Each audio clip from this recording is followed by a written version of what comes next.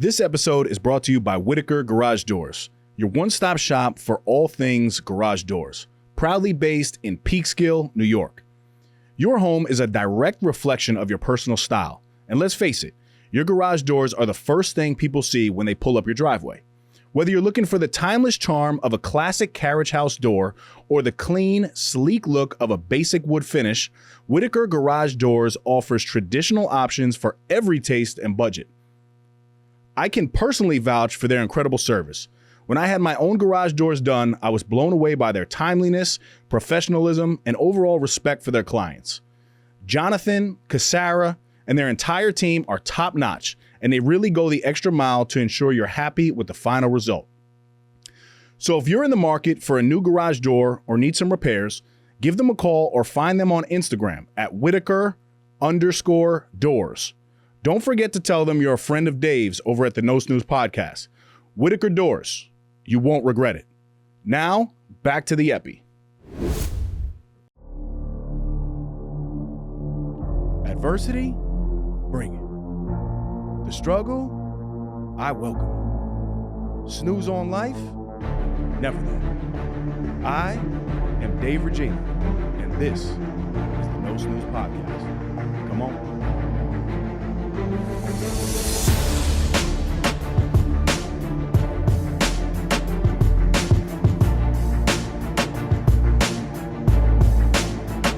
Welcome back, No Snooze Podcast, episode 244. As always, I'm in the booth, and I got a lot of energy today. I'm with my brother, Claudio, the voice, Valenzuela. I see you on camera, big bro. Don't act like I didn't just bring you all that bread and those protein pancakes. And I am Dave, the body, Regina. I'm going to be fully transparent with you. I just got out of a cold plunge at Lifetime in Harrison.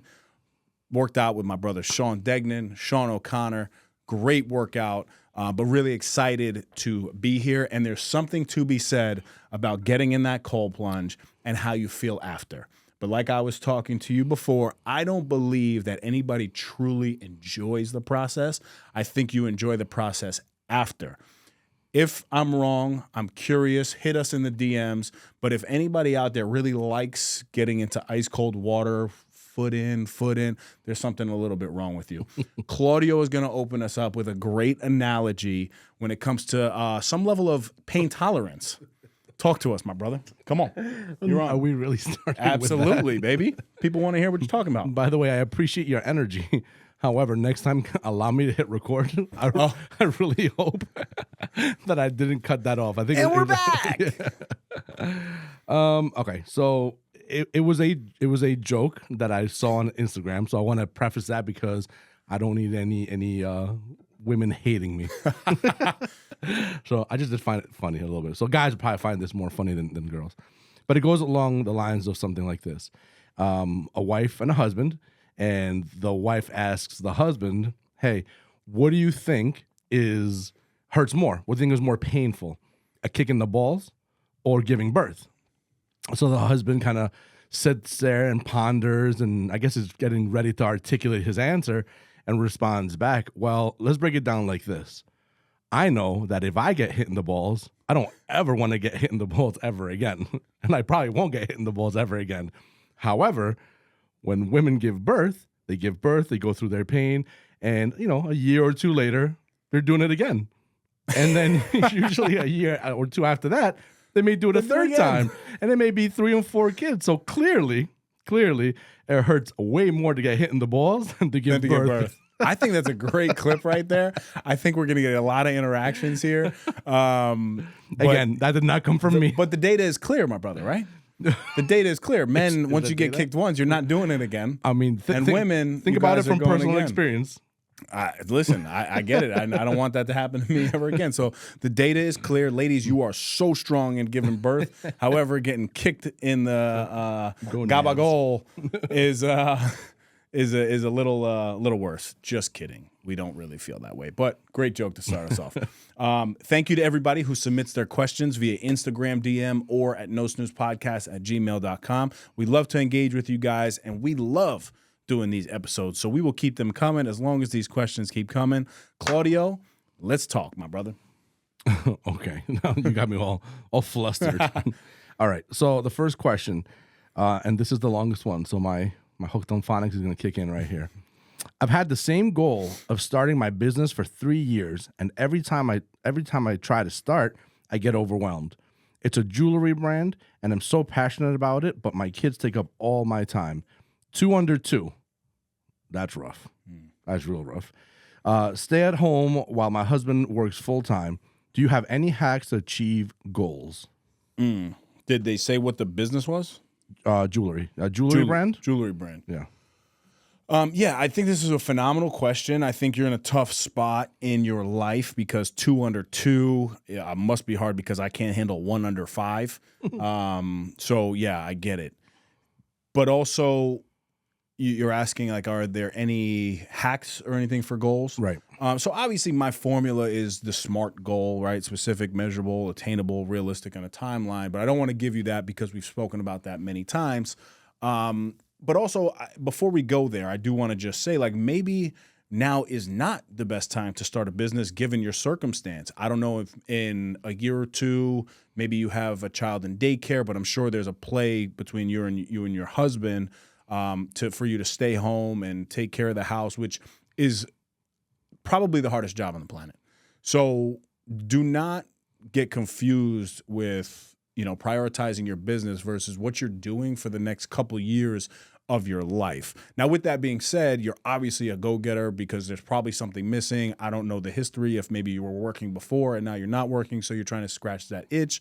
You've clearly got a passion for jewelry or dance? Jewelry brand, yeah. Jewelry brand. So I think that's super dope, and if it's scratching the itch, then you got to do it. I'll give you, I guess, one of the easiest analogies for goals in general. I like to call them needle movers. I don't know how you want to take it, but let's just say that I have a goal of drinking 120 ounces of water a day, every day. Right? Now, the biggest needle mover that I believe to be true is you have to set yourself up for success. Now, the way that I would do that and the way that I do that for my water goal is to literally fill my Yeti up and put it right next to my bed. So the second I wake up, I'm drinking that. So now throughout the day, regardless of what happens, I'm really only chasing 70 ounces of water versus chasing my full 120. When you leave things to chance, to me, I find it hard to achieve my goals. But when I have one significant needle mover that adds to my goal, it makes things so much easier because I've at least woken up, taken action on something in a real positive direction. Does that make sense? Yeah, absolutely. What I'm saying? Yeah. Because you're basically taking a big chunk out of that. So if she said that she's been struggling for the past, 3 years to start this, my question to you would be, what is the most important? Is it you actually getting a name and an LLC? Because if it's that, then the big needle mover is actually going online, printing out all the paperwork that needs to be done to create this LLC, filling it out and submitting it. Now you're at least moving the needle forward. If it's you putting yourself in a tough spot, right? Order $1,000 worth of supplies. Go on Instagram and make a video of yourself putting yourself out there for the business, right? I don't know if you've done these things, but I would say you have to sit down and figure out what those big needle movers are to actually begin to get some level of momentum. Momentum just doesn't come to you, especially in the time frame of your life that you're in. So you have to be the creator of your momentum, and you have to be the one that sets yourself up for success when it comes to goals. Yeah. That's I was going to chime in for a minute, and then I'm thinking, Talk. well, the thing is, I don't know. I mean, you kind of said it, really. The only thing I was kind of, I guess, thinking that could be a little bit different, but not really, is, because during those times, there's really not much time. And then when you do have a little bit of time, you're probably super exhausted. Or if the kids are sleeping, you're trying to squeeze something that's tough. Right. It's super, super tough. So I guess the only thing I would have added maybe is like in those moments that you have a little bit of calmness or whatever, to just kind of like take little bites out of whatever the bigger project is. Now, granted that you need to be able to, I would think, have that big plan laid out so visually, so you know what the little bites can be as you're going around. And kind of what you said earlier, like maybe this is not the best time, but if you're doing those little things until the time is right, it won't be wasted time. You're kind of maximizing on those little moments that you have to do something. I have a challenge for that person, and I'd be curious to see if you can follow up with us after, because I would love to know if this is possible. The fact that you take care of your household the way that you do, like we said, is probably the hardest job. However, I'm sure your husband is a great father and loves to be involved as well. But maybe you challenge yourself and you discuss this with him, but maybe every Saturday or Sunday you get out of the house for 2 hours. So that way the house doesn't go to chaos when dad takes over, because it's only 2 hours, so he can't put the house on fire in that short amount of time. But if you were to carve out 2 hours, whether it was, I don't know, maybe he works from home one day, or just 2 specific hours that you cannot be in the house, though, because that's the challenge too, because it's always going to be like, yo, babe, can you change the diaper? Get pulled. Babe, can you get this? Or mommy, I want that. That's never going to work. However, if you can get out of the house and don't include your travel time, so you go to Starbucks, you go to the library. That's not included in the 2 hours. You sit down, you begin your focus for 2 hours. Phones on Do Not Disturb. Trust in your partner. Allow dad to take that time. And I'm sure if this business is a real priority for you, you can make this happen. And now you do that for even 4 weeks. The big tasks that can get done in that 2 hours of focus, and it might be 2 hours and 45 minutes total, whatever it is, you can even have an agreement. Don't let it go over 3 hours. But 2 hours of specific work that needs to get done to move this jewelry business into action. Yeah, I like it. Right? And it seems doable. I mean, I'm not gonna say, because one, I'm not in that position, but I've heard enough to know that those times chaos, it's complete chaos. But again, complete exhaustion, which is all valid. Right. But if you do want to build this business, you have to put some level of priority into it. But I would say that would work better than you trying to carve out 45 minutes a day when the child is sleeping, because that's not going to work. Because what if the child cries in 5 minutes? Yeah. Now you're distracted. Yeah. You got to get out of the house. There. Right. Yeah. Your focus is not really there. All right. That was good. Good job, Dave. You see? Kudos. Yo, man. Love what you're doing and the dad that you are. It's my favorite content. Keep it coming. Healthy snacks as a parent is hard. My son eats nothing. What do you do with your daughter for snacks and food? Well, first and foremost, thank you for the compliment. But Callie eats everything, so I don't. She is a very good eater. However, what you're touching on is huge, because it is very hard as a parent to find healthy food and even the preparation of healthy food. What I'm seeing now, even in the level of parenting that I'm at, do you know how easy it is to pick up your child and then be like, oh, you want McDonald's real quick? Because now dinner is taken care of, or you want pizza real quick, right? And I'll do pizza once, maybe twice a week, because in my opinion, it's the best fast food. But it's so much easier to not worry about food. So I just want to say that as a parent. Yeah. Well, that's not just as a parent, just in general. In general, yeah. But even for your kid, but what we don't realize is the habits that we're putting into them. Oh, yeah. So, and also for me, like Callie is in 2 households. So if I'm feeling busy and then her mom is also feeling busy, maybe she's going to fast food 4 times a week. That's not cool. Right. You know what I mean? So I completely resonate, and I hear what you're saying. It's hard. I think it is different child to child, because like I said, my daughter does kind of eat everything. But I'm heavy on stacking the house with like fresh fruit. Cold fresh fruit and frozen fresh fruit. It's something that like even Katie and I like really love. So our dessert every single day is frozen strawberries. They like frozen mangoes and a scoop of Cool Whip. Also, what I'm noticing during the day, if Callie comes home from school and I put some fresh whipped cream with cantaloupe and strawberries and watermelon, she loves it. It's cold. It's already kind of prepared. Like Katie will chop it up Sunday night. I'll do it whenever I have some time. But the fresh fruit thing is real. The only bad thing is like I shop at like Acme. You know Acme? Yeah. Some people like don't know it. For whatever reason, they're already cut up fruit. It goes bad in 2 days. Oh, and that pisses me off, because it's a waste of money. But you have to eat them on the spot almost. Yes. But the hack is absolutely the frozen stuff. She loves that. And then also, I do allow her to be a child. So, I think like Pirate's Booty is better than potato chips, right? Veggie Sticks is better than like Doritos. So I do a blend of that. I keep string cheese in the house all the time. I keep these probiotic yogurts that are strawberry flavor, organic, but still got sugar in it, so it's not like that healthy. So I always keep those like core things in the house, and then I do focus on giving Callie what I eat for dinner. So it's a lot of steak and salad in the house. It's pork ribs we have like every week, which are really good for you. I grill them. We're not too huge on grilled chicken. We do pork chops, so I prioritize protein. And I was just going to ask you that because I know you're not a big carb person. I don't eat and not carbs. Because you don't like them, because I know you like them, Yep. but because of your what's it called? Crohn's. Your Crohn's. Yep. So I'm sure, and I feel like that's usually a fairly easy thing for parents to just whip up some pasta, whip up some rice. Yes. You know what I mean? Yes. So how do you Yeah. So Callie doesn't really eat carbs at the house. She kind of eats what I eat. Again, like I said, in the snacks, I allow her to have that, but for dinner, it's really just protein and salad, and she loves it, and she really enjoys it, and she's accustomed to it.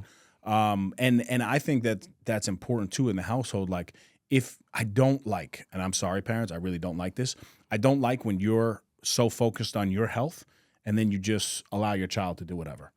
To me, like, although it's easy, it doesn't really sit well with me, because it's like, yes, even though they're children and they need to be kids, what are we instilling in our children? Well, these are going to be the habits that when she's in her 20s, 30s, 40s, and 50s, you're instilling them early enough that she'll kind of be in the habit of that's what we eat. That's what it is. But also, I think, like, for kids, fresh chicken cutlets are not bad. Yeah. You know what I mean? Like, I think it's very important to prioritize protein early on. Yeah. Because if not, your child will only like pizza, they'll only like pasta, and there is something to be said about parents that do struggle to feed their kids. You do have to get to a point that your child just eats. So, like, I know a couple parents that their child doesn't eat anything, but they'll eat pasta.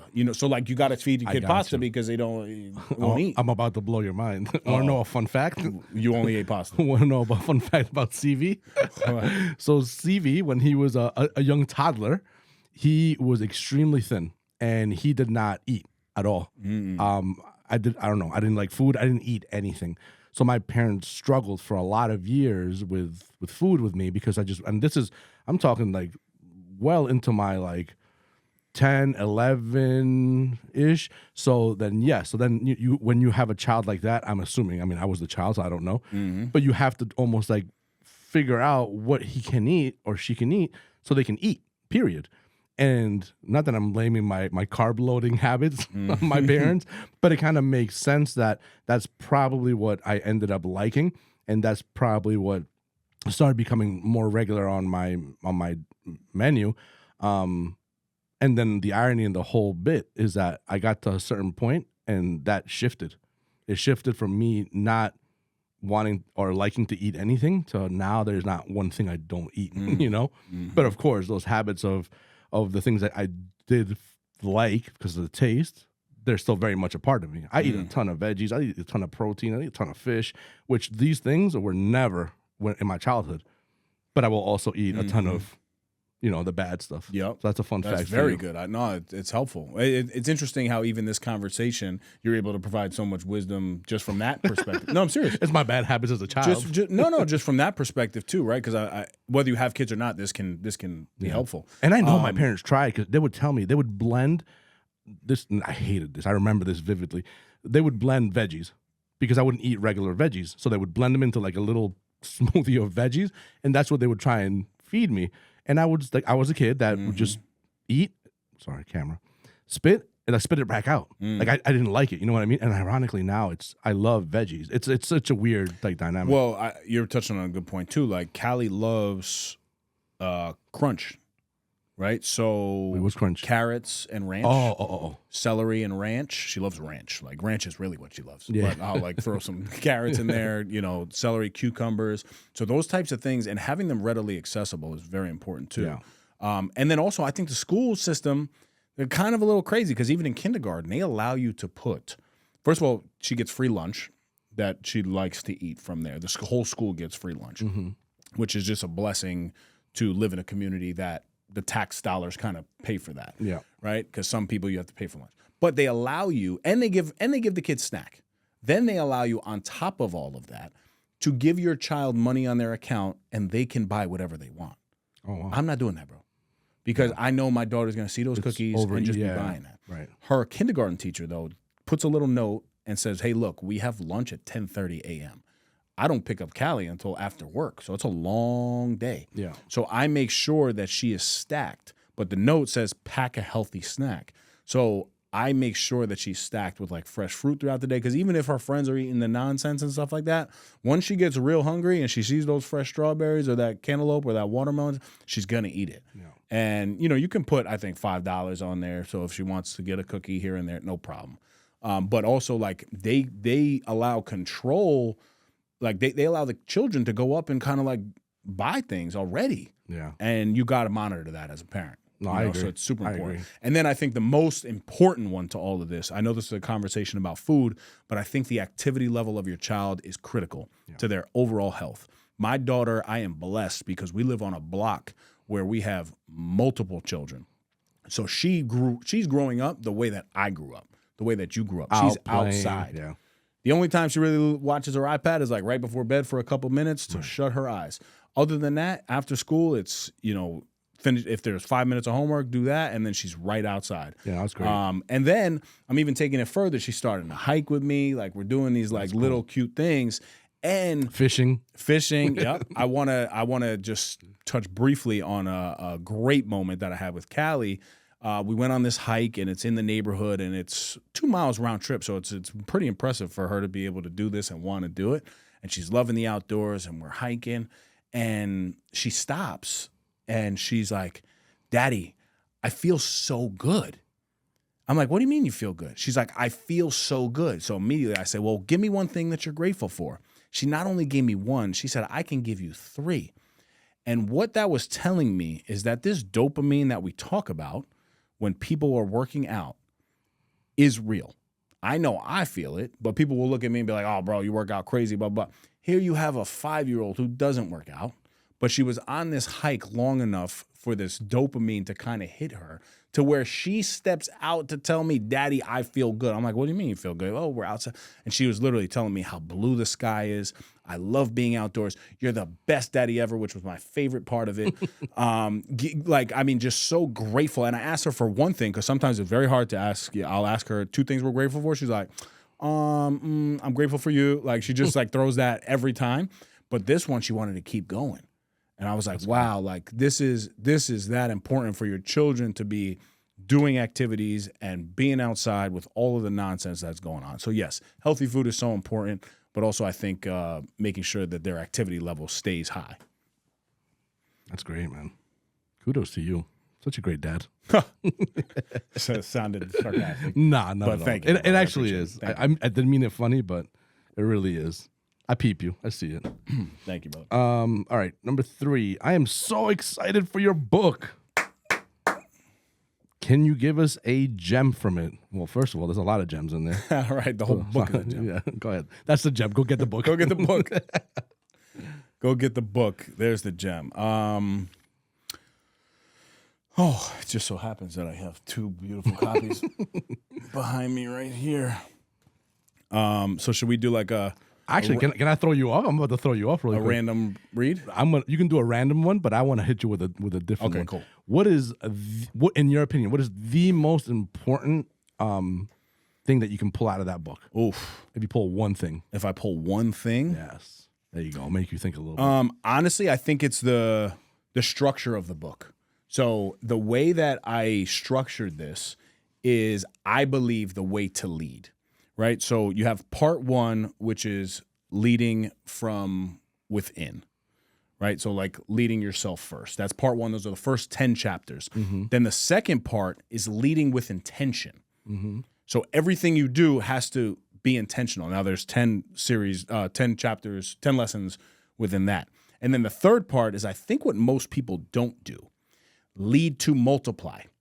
So I believe if you become the best leader of your that you can possibly be, you now take what you've learned and you instill it in your family members, in your team members. For a long time, I used to take knowledge and do this with it, right? So I say that to say, if you just take that framework and apply it to your life to really begin to take action on the things that you want to take action on, now begin to move with intention, and then take that same level and pour into somebody else, I think you're going to live a very fulfilled life.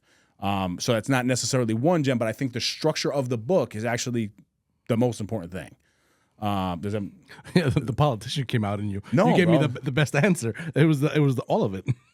But I get it. But I didn't give you the 10 lessons that are within each. But I think if you just simplify the 30 lessons to those 3 things in your own life, your life is going to be a lot better. Well, I'll tell you, that last one you said is probably the most impactful, because I think the first two things, first two, I guess, series of 10 lessons, I think most people, especially if you're into this kind of stuff, you've heard. So there's nothing crazily new. It's your flavor and your spin to it that makes it different. But that third one, that final one, that was different. Lead to multiply. Yeah, that was different, and I'd never really even heard How that. many people do you know they like to be bosses and leaders, though? Because this is where I would say it's kind of the opposite. Bosses and leaders by title. So they're the ones that are like supposed to be leading us, but they don't work on themselves. That is the norm. That is the standard. So although it does sound like, oh, yeah, well, I do that. Yeah, I look in the mirror, and then, yes, I lead with intention. But like you're saying, a lot of it stops there. But then also, I don't even think a lot of us do that. I don't. And then we have the fugazi leaders that want to just lead people without doing the first 2. And then you have the really good leaders that are able to do all 3 of those things. So I do think that I wasn't really trying to be political on it, but I think taking the 30 lessons and going to that just structure of 3 in your own life will really help you out. And then I want to do a random poll. Oh, this is good. This is good. Go ahead. I see it's on the back side of the book. It is. Well, I just kind of did a little thing.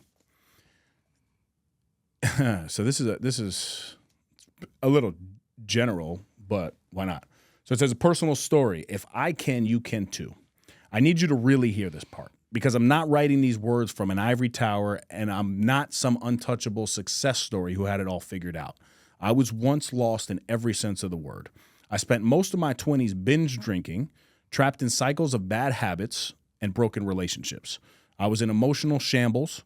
Physically, I was battling the Crohn's, an invisible monster that wrecked the body and drained my energy. Mentally, I was running on fumes. Spiritually, I was disconnected from purpose. There was no formal training, no fancy degrees, and no roadmap. I didn't know what leadership development was. I had no background in government. I didn't even know what a podcast was until that we started ours. I was just a guy trying to put the pieces of his life back together, trying to stop bleeding in areas no one could see, and trying to be someone my daughter could one day look up to. Then came the moment. I stopped waiting for confidence, clarity, or the perfect conditions, and I started acting. I said yes to opportunities that scared me. I showed up when I didn't feel ready, and I started building something from the inside out. One uncomfortable rep at a time, one early morning alarm at a time, one conversation at a time. We founded both the podcast and Action Cultivates Excellence, not because we had it all figured out, but because we didn't. And we knew others didn't either. So we committed to the process of becoming better, not just for ourselves, but for our families, our teams, and every person we now get to coach, speak to, or write for. I built this book, these 30 lessons, on the back of action. I'm now privileged to stand on stages and pour into others with power. But don't get it twisted. This all came from the grit of acting when it would have been easier to hide. If you take nothing else from this, remember this. If I can, you can too. No matter how broken, confused, or behind you feel, action is the doorway to a new life. Powerful. So every lesson, and I know we spoke about it before, there's a personal story attached to it at the end, which is what I wanted to do for the book. So yes, I give you your generic information about discipline and consistency and what it all is, but behind each lesson, there's a personal touch to it that even when I'm reading that, it sounds like I'm talking to you, right? And I think that is what works well for the book, is that I feel that I did a good job at putting my own voice into that. And I think it's a little bit different than most leadership books because you do get the takeaways and you get that knowledge and those short punches, but then you also see the side of things where I'm telling you a story about what's going on. I like it. Got a couple gems there, man. Yeah, no, that was good. It's good. Sounds like it's a good book. Waiting on my copy. Yo, you get a lot of love in this book, my brother. Let's see here. So you got this, right? Then you got author photography credit, Claudio Valenzuela, Kai Visions. You're mentioned many times throughout the book. Well, thank you. And then also my acknowledgement section. It says, to Claudio Valenzuela and the entire No Snooze community. No Snooze wasn't just a podcast. It became a movement. Claudio, thank you for being my brother in the grind, my anchor, my shooter, and my partner. We turned real conversations into what I feel is a lasting legacy. Mike Pirelli, thank you for starting this journey with me and co-hosting the first 3 years. And to the entire No Snooze family, thank you for believing, for showing up, and for living the message. You've proven that ordinary people can do extraordinary things by simply refusing to hit snooze. Snooze on life? Never that. I got you, my brother. I got you. That's awesome, man. Thank you. That sounds awesome, man. Yeah, when I get my book, I'm going to frame it, especially that part. yeah. Like, yo, did you read the book? Yeah, I read this one page. Read this one page. 10 over page, and over 10 and over. page Dave turned to one page. 10 times a day, though. There we go. For the past 5 years, I've trusted Kai Vision Studio with my podcast. And every time, Claudio delivers an exceptional experience. The setup here is flawless. Professional lighting, crystal clear audio, and a custom set that makes every episode look elite. As someone who speaks on leadership, I know how important it is to show up with clarity and confidence. This studio allows me to do just that.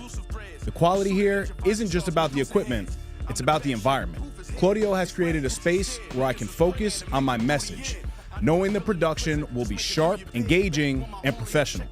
In a world flooded with content, standing out matters. And having a studio like this gives me the edge to produce videos and podcasts that truly connect with my audience. If you're serious about creating high-quality content, I can't recommend Kai Visions enough. Claudio makes you feel at home, yet delivers at the highest level. 5 years in, I'm not going anywhere else.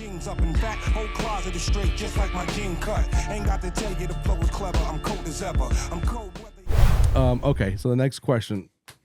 What is something you're actively working on, personal or professional? You guys like to get deep here, right? So yeah, professionally working on a ton of projects. Obviously, the book launch and all things with Action Cultivates Excellence, continuing to drive my career in government forward, the podcasts, every conversation that we have, I feel it just gets better and better. And it's all in alignment, and I feel blessed in that regard. But it's still very chaotic, especially even with this book launch. Like, I almost feel that like I need to be doing more book signings and book opportunities, but then it's like taking away from the time with my daughter, business on other levels. So I'm struggling with that for sure. But I would say on a personal level, the more that I'm reading the Bible, I'm struggling with ego. So if you haven't heard it here first, I tend to. What was the matter, man? Why are you cracking up? My bad. A lot of my life has been. Oh, Claudio, we fell off, man. Come on, man. After that nice thing you said about me, I know. A lot of my life, and even still to this day, is very flesh and ego-driven because of how society is. I've always put myself in this defense, and I always feel as though I have to defend myself. So whether that's me in regular conversations with my girlfriend, my family members, it's something that I'm noticing more and more as I read the Bible. I'm like, wow, I am so ego-driven. Everything comes down to ego. And although now I'm aware of it, I'm trying to be a little bit better with it.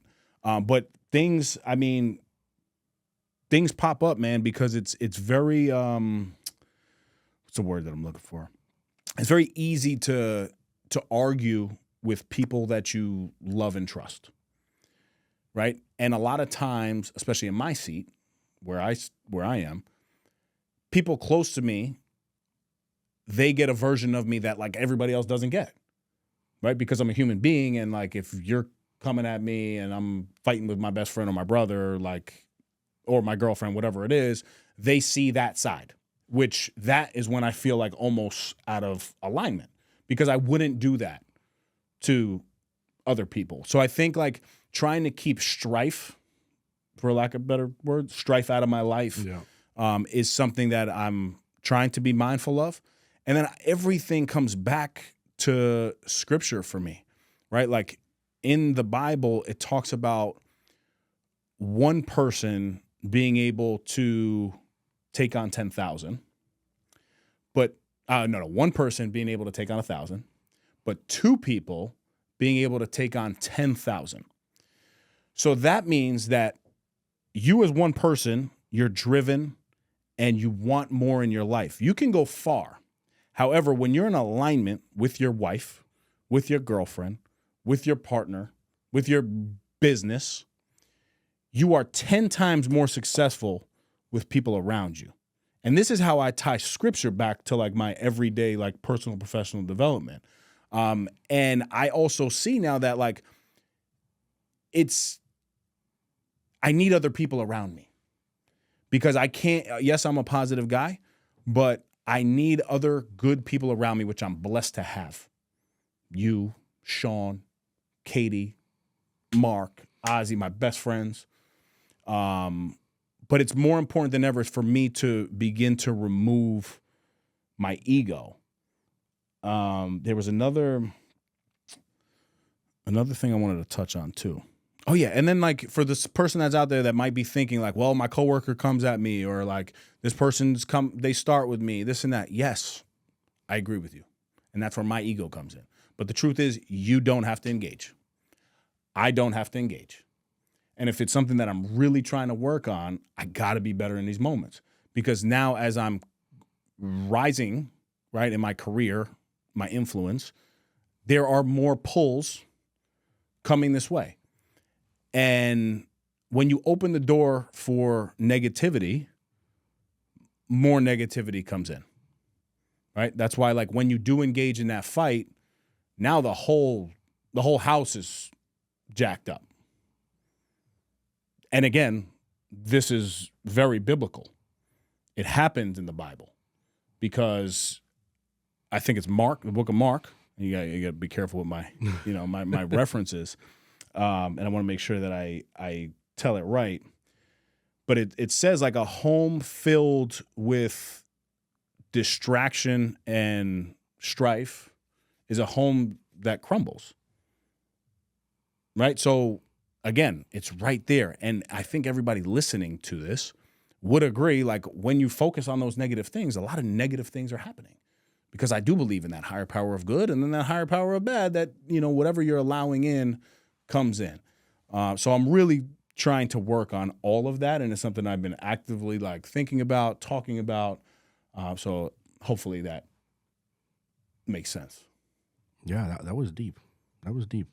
You got me thinking though. And I've been trying to very patiently kind of wait and not interrupt you, because I wanted you to be able to finish.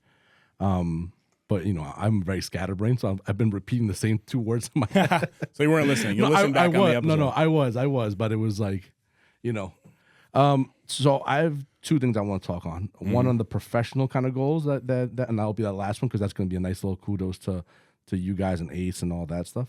But the first one is on the ego side of things. And I was trying to understand how you were explaining it, how you were articulating it. And it dawned on me, and this is a thought that I've had, right? Because it sounded like what you were saying is like a lot of what you do tends to be ego driven, just the nature of the beast and what it is. You're in the spotlight, all these things. And my question that kind of popped up in my head was, do you do, or have you thought about doing kind of like random acts of kindness that nobody knows, other than maybe obviously probably the person that you're doing it with? That way, ego is completely removed because nobody knows the champion or the hero that you are being in that moment, maybe for somebody else. I mean, I think I do that to a sense, right? Like I take, and this is just like levels of service. And yes, I'm talking on it now because you're asking me, right? Yeah. Well, but it's a specificity. Right. So if you're not being specific. But I do the corny, like, buy the Starbucks for the person behind me, like, frequently. I almost feel like I get the same car sometimes because they know when I'm coming and they like to reap it. Guys in the Ace Network who reach out to me that are like, hey man, I can't afford your, coaching services. Like, can I have an hour with you? Like, I give that, and I don't like come out here and be like, yo, I had this really good, tough conversation with this guy, drained my energy, and I'm really understanding that with that level of influence, it is my responsibility to kind of give back and service. It's funny you say this because I actually got in a fight with my girlfriend about this because I referenced cooking for her and buying her flowers all the time. It came back to bite you in the butt. She's like, don't do it anymore, my brother. Don't do it anymore, my brother. And I said, why would you say that? She said, because if we're going to fight and you're going to tell me, oh, well, you just cooked for me, don't cook. Because the reality is she's going to eat anyway, whether I cook for her or not. And you know what? If I don't buy flowers, then somebody else might.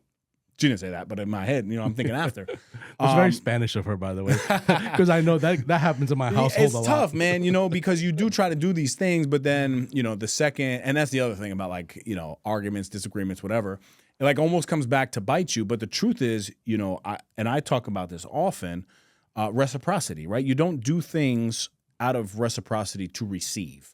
But at the end of the day, the ego does. Yeah. The ego. So even though I love going to the grocery store, getting my queen and my daughter some fresh new flowers, my ego side of things holds on to that. When she does something bad, I'm like, oh, you ungrateful because you just got flowers last week. Yeah, it's tough. And it's not right. So those are the things that I'm trying to work on. I do a lot of service. So I would say I do, and I don't really talk about it. I mean, even with the senior citizens. And I know. That so you don't have to tell me. No, I know. But I think for my own fulfillment and stuff like that, like I don't really need more service. I need to just be better internally, right? Like structure one, like lead from within. Oh, leader, huh? Yeah. Oh, that's the worst, bro. Oh my God. Listen, for anybody out there that's looking for a career, stay away from professional development if you're trying to be in a relationship, because it's the first thing when you show any level of weakness, like, oh, leader, huh? Sean and I laugh with Jackie and Katie about this all the time. That's funny because it constantly comes up. They're like, oh, action cultivates excellence. Is this excellent of you? I'm like, yo, you want this? Oos. Okay, but yeah, so that's what I was talking about with that stuff. Yeah, no, that's great. I mean, the ego thing is tough because I get it, but that's why I kind of prompted that little thing, bro. But it's so bad because the second it happened on the way here, the second somebody, I was driving slow, I guess, and homeboy beeped at me. So instead of me thinking immediately like, wow, you know what, he's probably rushing, maybe he's late for something like that, I like jam on my brakes. I'm like, bro, hit me. What you gonna do? Right. That's You're gonna pay for it. That's the type of stuff that like I don't know how to remove that because I've done it for so long and we're so just used to defending ourselves at all times, right? That's a perfect example. Somebody's on my ass in traffic. I didn't do nothing. I'm right. Like I didn't do anything. He's just behind me beeping because he wants to move. I couldn't just move out of the way. Instead, I want to like slow down even more. Look behind me. Like, what now, baby? Now you're definitely not getting anywhere. And those are the little things that I think I'm a little bit more aware of now as I read scripture. I also think that is such a this area type of thing, like metropolitan New York-ish, like, because once you leave like this kind of generic area and you gotta go to other parts of the country, it's really not, even as a New Yorker, you don't feel that need to be that a-hole all the time. Although I'm sure we look like a-holes because even at our softest level, we're very aggressive on the road when it comes to like that kind of stuff. But the rest of the country is so chill when out on the road. They're not honking at you. They're not beeping at you. They're not rushing you. It's very, you know what I mean? So that's a weird, that was a funny example. That's a great point. That was my first takeaway from Utah. I told you it was super just everyone's chill. so kind and chill. They let 5 people into their gym randomly with no ID checks and no $25 fee. just because they were like, oh yeah, you guys seem real cool. Like, come on in, enjoy the day. New York, they were like, everyone saying hello to you? Yeah, I mean, that's wild. In too. New York, you're just walking like you're looking at people to do something crazy because there's crazy people out here. Yes, that's how New Yorkers live. Right. But in other, I'm sure in countries and in states, it's more like different. They kind of just trust people a little bit more. Yeah. So maybe I should blame this on New York. Growing up in New York is the professional thing I wanted to say, and this is going to be a little bit of a plug and a kudos for Ace, because so we had a little meeting yesterday, and the meeting was whatever. We had to talk about what we had to talk about, but it's it was pretty awesome. Like when you remove yourself from that moment, and we kind of spoke about a little bit about it before. It's so awesome to hear the evolution of the conversation, like for instance yesterday, versus where it was the second go around and the first go around, even more so. You know what I mean? And I just think that the evolution is amazing. It's great. I think it's always been a really powerful thing that you guys do with Ace and all that stuff. But just having the privilege of being on the back end and hearing the conversations and hearing kind of like the inner workings of what it takes to kind of get something like this kind of going has been probably my favorite part, because that's the most brainstormy, creative kind of portion of the whole thing. And again, being in a conversation where you're talking about like, the types of sponsors that are on board today versus where we were at, like 2 years ago, whenever we started, it's awesome, man. So hopefully for the listener, if you haven't thought about it, I don't know if there's tickets left or not, but you should be doing this. But the next one. The next one, man, it's the beginning stages are something that's ultimately going to be great, and this is going to be great because it's already great.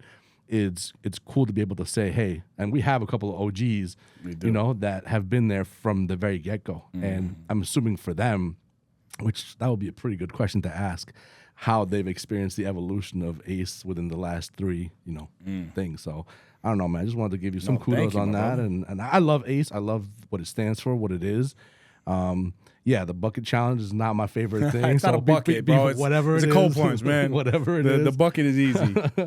No, thank you, man. I appreciate you. I received that.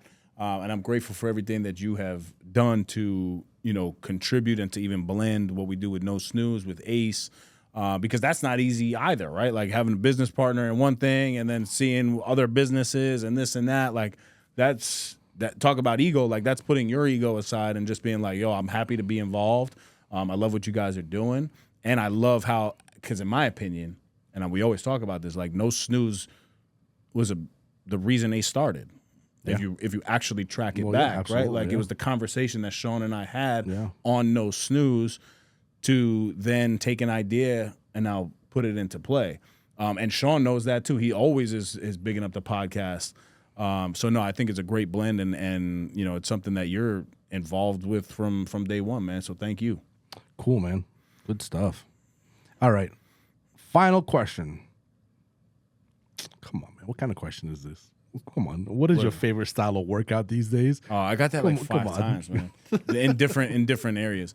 So yeah, I do love to work out, but nowadays, man, it's crazy because if I were to tell you even 2 years ago that I would enjoy the types of workouts that I'm doing now, it's changed for me so much. The typical bodybuilding bro splits, chest, back, buys, tries, shoulders, legs, whatever, mad boring to me now. Really? Oh my God. Well, you know what it is? I can see that because it is boring. It's my heart rate. So my heart rate, if it's not elevated now, I'm like, oh, I'm barely working out. And this is what's interesting because to build muscle and strength, the bodybuilding style of workout is probably the best, right? Like you working out, doing a working set of a pyramid. Maybe the first set is 8 reps, then you do 10 reps, then you do 12 reps, or you pyramid the weight. So you do 12 reps to warm up, then you do 10, increasing the weight, then 6, and then you take a 1 to 3 minute rest. That's best for like actual strength, right? But for me now, after swinging these kettlebells with PD and doing the high intensity interval trainings, I need to feel those endorphins rolling. So like I'm constantly running from one machine to the next to try to keep my heart rate up. I enjoy that style of working out now. So typically for me, I do my nickels and dimes, which has been very standard even when I was doing the bodybuilding, right? I do 5 pull-ups. That's a warm-up. Yeah, 5 pull-ups, 10 push-ups, 10 sit-ups. 5 rounds of that. I do that every single day. Then I get into some level of a cross training between bodybuilding, kettlebells, and body weight exercises for about 40 to 45 minutes. And then my favorite part is I sit my ass in that sauna, man. And, those 3 things are standard, like, daily. And then I jump in the cold shower for, however long it takes me to wash my pits and my ass. But I enjoy the heart rate chase now.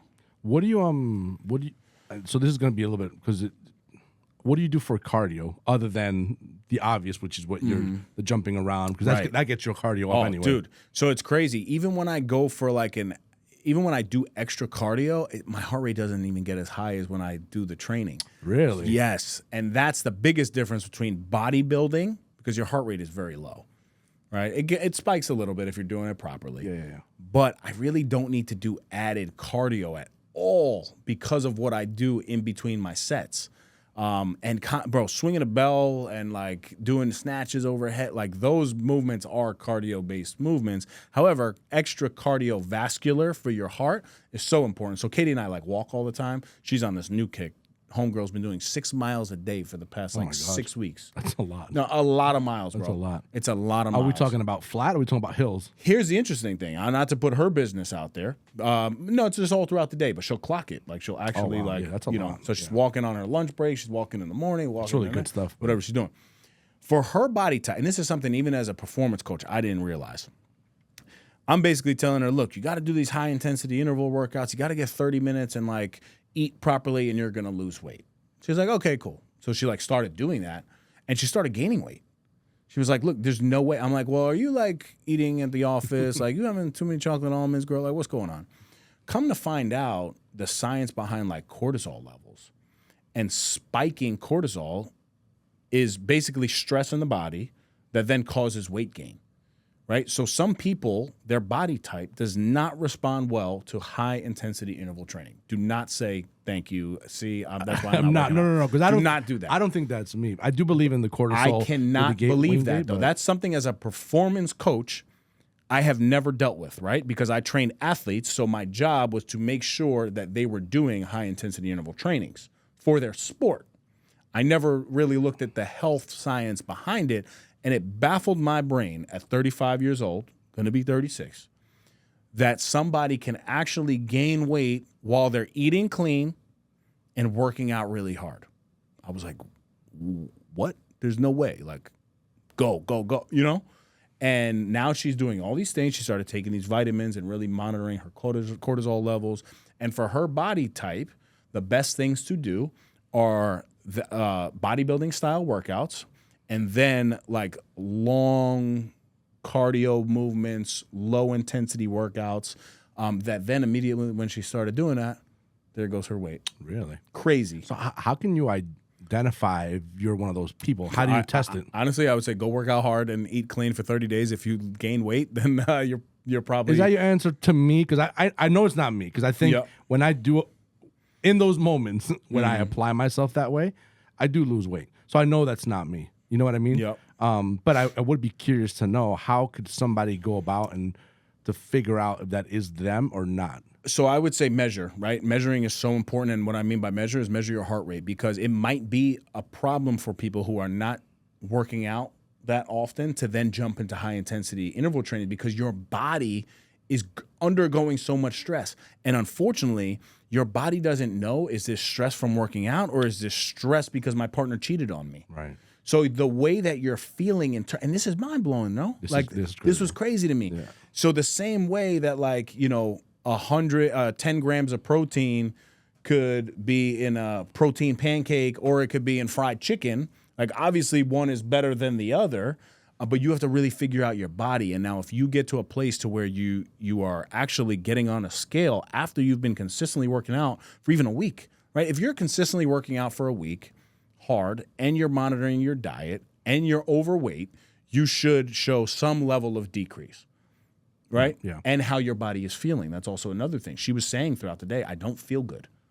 I don't feel good. And I'm like, oh, your body's just sore. She's like, no, it's not sore. Like, yes, I'm sore. That's one piece. But she's like, I feel anxious. I feel antsy. because her body was going into this stress level that is not wild. healthy for her. Yeah, that's Whereas wild. my body craves it, right? Because I'm very accustomed to it. And honestly, I lived in a very stressful environment for the majority of my life. And not just upbringing, like I'm talking like even in my adult life, it was just very stressful. I'm working 15 hours a day, constantly on the move, you know? So I think people's tolerance to stress, and this is not a good thing or a bad thing, is just different. And the way that their body responds is crazy. But that might be my best lesson this year of what I've learned. Because I don't know if every year you learn something, you know, that's that pivotal. But for me, I was so taken back by that. And to think that I was somebody for a long time that was training other people and not really understanding that level of things because I was working with athletes, it was very eye-opening for me. And now she's got it dialed down. You know, she enjoys her long walks. She does bodybuilding style workouts 3-4 days a week. She looks fantastic. Good for her, man. That's awesome.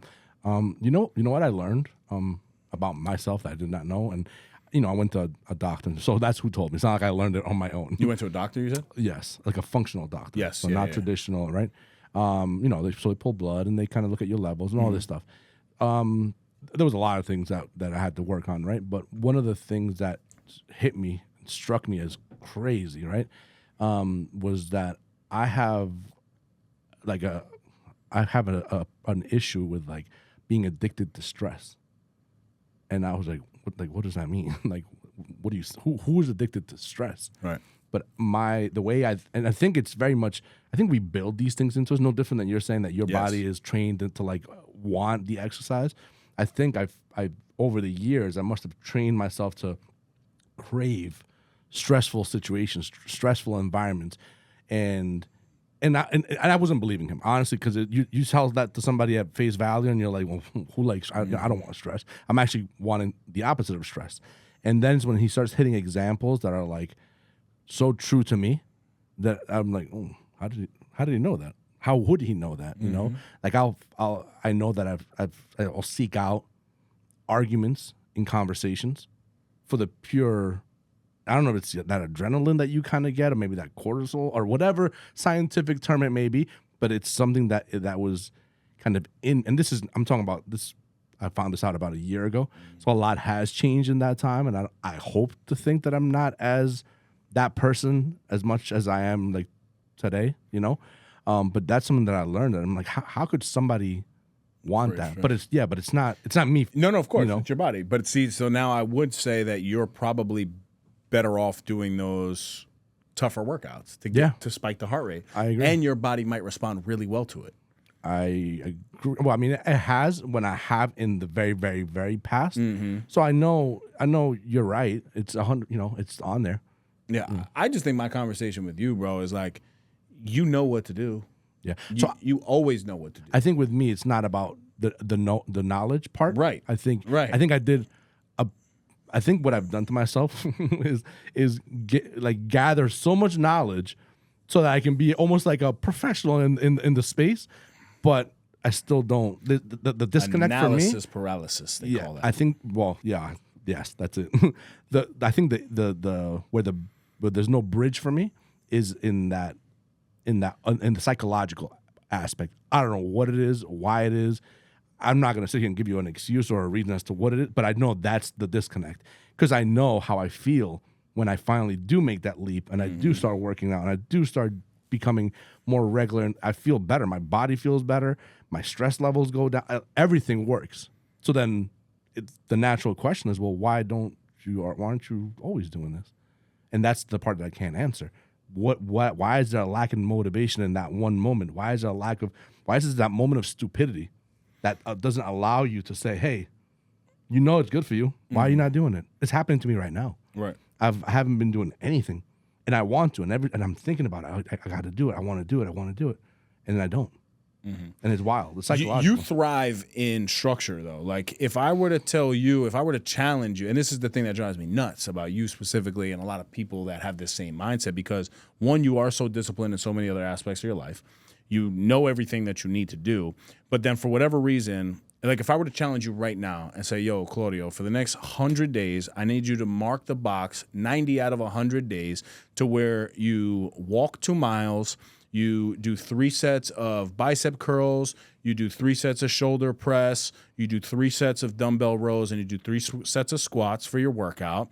And then you drink a gallon of water a day, and you eat 2 healthy meals out of 3. If I gave you that challenge straight up, you would do it because you know exactly what needs to be done, and it's a challenge for you. Right. But then for you, whatever reason, after you get to that 100 days, you're going to be like, yo, I did it. Like, now I can kind of take my foot off the gas. And that's where I just don't understand, because I think you need to just challenge yourself to do that 300 out of 365 days a year all the time, because, you know, now you're getting to a point like, bro, I'm closer to 40 now I am 30. You're going to be closer to 50 soon than you are 40. Come on, man, don't say that. No, but it's real talk. You know what I'm saying? Like, the average lifespan, we talk about this, is like 74, 76 years old. Like, that's not too far away. So how you don't want to just do that for your own health and wellness, I don't know. And yes, it's the motivation and this and that, but like, you just need to be very specific about the little tangible things. Oh, you know what? Damn, I hope this post is still up. Because it actually was amazing. And I'm like, wow, this is so simple. Let me see if I can find it quick. Oh, come on. Please be up. Please be up. If it's meant to be, it will be. If it's meant to be, it will be, right? How to become unrecognizable. 3 eggs per day, 1 gallon of water, 2 teaspoons of salt, 45 minutes of walking, 4 weightlifting sessions per week, 30 to 50 grams of protein per meal, and 7 to 8 hours of sleep. All you have to do is execute. How many grams of protein? 30 to 50 per meal. So it's like a fistful of protein, whatever kind of protein you want. You know what I'm saying? Like, it's not that difficult, and it's not that deep. But if we were to just do this little list, I'll text you this just so you have it. Yes. It's so easy, dude. And Sabby actually posted this, and I loved it because it's just so, like, you're like, wait, that's it? Like, I just have to do that? And then I'm going to be unrecognizable? And it's true. Versus sitting here debating, oh, I'm going to work out for 45 minutes. I'm going to do this, do that. Get your ass outside and walk, bro. Rain, sunshine, cold, hot, just do it. And you would become unrecognizable with this stuff. Very interesting, man. And I also think it's funky that, and this is the thing, if I can solve this issue, I think I'll be the richest man of all time. Why is it that so many of us can just be so disciplined and great in one aspect of our lives, and all you need to do is take the same tools and apply it to the other? The hardest thing in the world. No, I agree. You know, so whoever can figure that out. I see it in myself. Like, I know how determined and disciplined I can be for certain things. Yep. And almost like a donkey, like stubborn as F to get things done. But then for others, it's like, where's that stubbornness? Yeah, where's that, like, you know? That's why I'm saying I think it's very psychological. So I may need some EMDR. Yeah. To see if we can fix that, because it's wild, man. Because I see it. I see it, and it is frustrating, but it's kind of, you know. I mean, you know, and that's the biggest thing is awareness, and now it's just the action on it, you know. But all right, let's get it, baby. Yeah. That's it, right? That's it. Listen, guys, that's 1 hour, 60 minutes on the clock. I see it. Hopefully you enjoyed your time. We want to continue to engage with you. So whether you've listened to 1 episode or 244 episodes, we are extremely grateful for you. Maybe 245. I don't know if the number is right. 244. I'm not even going to push the nosnoozeshop.com. Why not? Instead, I'm going to push getting your copy of 30 Lessons to Lead. Ooh. Right? And if you order it from daveregina.com, I will personally sign it and send it to you. And that's the little difference between Amazon and daveregina.com, because I can't sign those Amazon copies because they get distributed right through Amazon. So I would love for you to pick up a copy. I'm so grateful for you guys, and I wish you guys another incredible week ahead. And as always, until next time, stop snoozing. Get up and get after it. Until next time, baby. Thank you guys for tuning in. That's another epi in the books. You can follow us on Instagram at No Snooze Podcast and leave us a 5-star review wherever you YouTube channel, No Snooze. Shop the latest merch at nosnoozeshop.com. Come on.